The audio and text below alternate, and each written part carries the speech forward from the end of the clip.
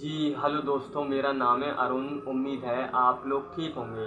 दोस्तों, भारतीय जनता पार्टी उत्तर प्रदेश की 10 विधानसभा सीटों पर होने वाले उपचुनाव में 9 सीटों पर खुद चुनाव लड़ेगी और हरियाणा चुनाव के नतीजों के बाद बीजेपी का जोश हाई है।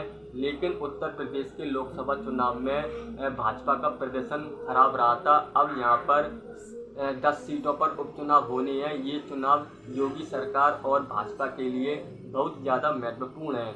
लोकसभा चुनाव में 37 सीटें जीतने के बाद समाजवादी पार्टी के हौसले बुलंद हैं। सपा ने उपचुनाव के लिए 6 सीटों पर उम्मीदवारों की घोषणा पहले ही कर दी है। लोकसभा चुनाव में बीजेपी की हार के लिए अच्छे उम्मीदवार की कमी को भी एक वजह बताया गया था। इसलिए इस बार टिकट फाइनल में पार्टी का फोकस सिर्फ जिताऊ फैक्टर पर है। यूपी विधानसभा की 9 सीटों पर भाजपा खुद चुनाव लड़ेगी और मुजफ्फरनगर की मीरापुर सीट आरएलडी के लिए छोड़ दी गई है। पिछले चुनाव में 9 में से 2 सीटों पर भाजपा की सहयोगी पार्टी निषाद पार्टी चुनाव लड़ी थी। बीजेपी नेतृत्व ने इस बार निषाद पार्टी के लिए सीट न छोड़ने का फैसला किया है।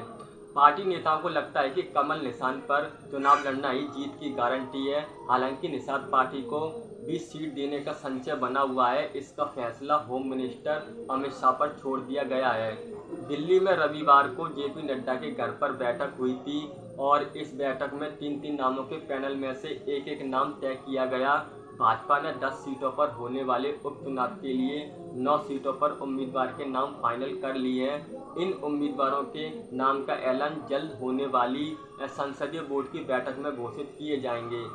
इस बैठक में Amit Shah, CM Yogi Adityanath, deputy CM Keshav Prasad Maurya और ब्रजेश पाठक और भाजपा प्रदेश अध्यक्ष भूपेंद्र चौधरी, संगठन महामंत्री धर्मपाल भी मौजूद थे।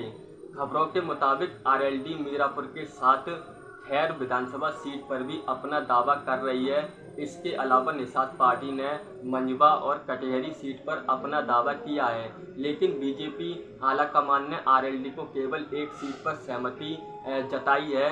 यूपी उपचुनाव में अभी तारीख का ऐलान नहीं हुआ है, लेकिन तारीख के ऐलान से पहले एक चरण का प्रचार पूरा हो चुका है।